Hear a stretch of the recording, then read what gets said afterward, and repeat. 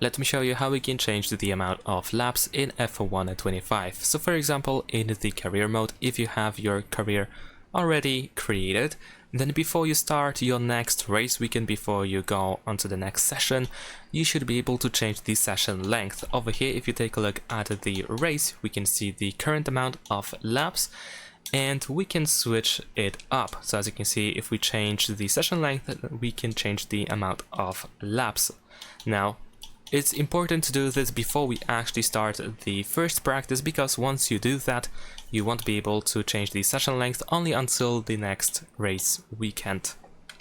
You can also adjust the amount of laps while creating a career. So if you didn't set up your career yet, then if you have the option to set settings, then of course we can go to custom settings over here, and you should be able to find the weekend structure, where we can change the session length over here, and on the right side we can read the amount of laps. Well, technically, because as you can see, we have 25% over here, 35%, and this is of course based on the amount of laps that we have in real races.